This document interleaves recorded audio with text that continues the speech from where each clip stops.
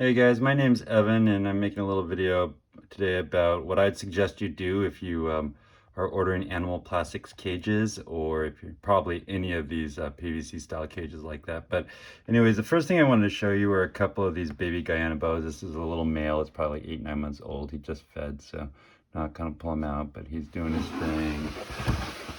You keep him in these 41 quart rack systems. Here's a sibling, it's a female, just fed. This is actually the largest in the litter, about 9 months old. Now, there's two reasons why I'm showing you this. This is, there you go, there's another one, and this one's super aberrant. The two reasons I'm showing you these boas is one, just because, you know, people like pictures of boas, but the other reason I wanted to show you is I wanted to compare and contrast this rack system to an animal plastics cage. And so one thing that a lot of people are surprised about with this rack is I don't run ventilation holes in it. I just don't. I actually don't think this is a particularly tight rack. It's a larger tub rack and it's got a pretty large gap around it. So a lot of my other racks I do run holes in. I just find that this you don't need to, okay? And the reason I wanted to show you this before showing you animal plastics cages is to compare that amount of ventilation, which people often act surprised about me not having more ventilation in, to like a standard animal plastics cage. So this is a T8 cage. This is a Dumeral's boa that might get excited about food.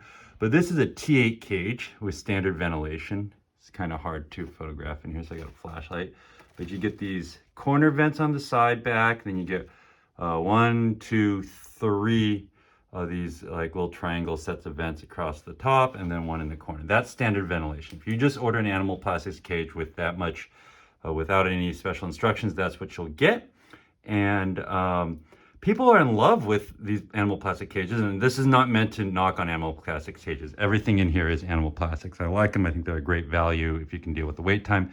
But I do think that they're underventilated. I just do. I think they're too tight as they come.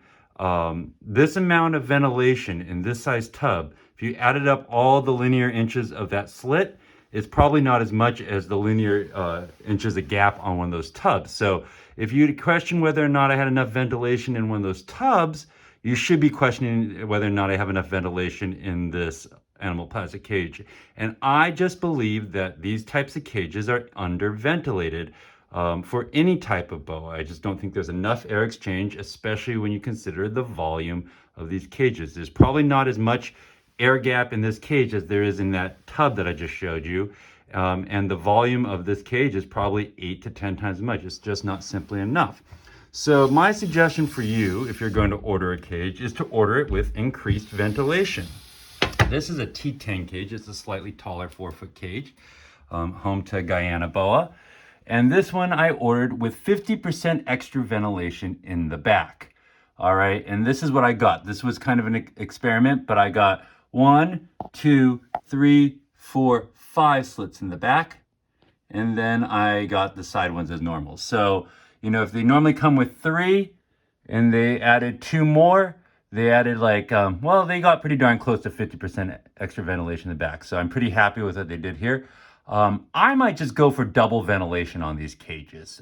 Next time I order, I think I'm just gonna go for double ventilation, and that should hopefully get me, you know, doubles in the corners and then doubles on each spot. And I think that's probably about right for me.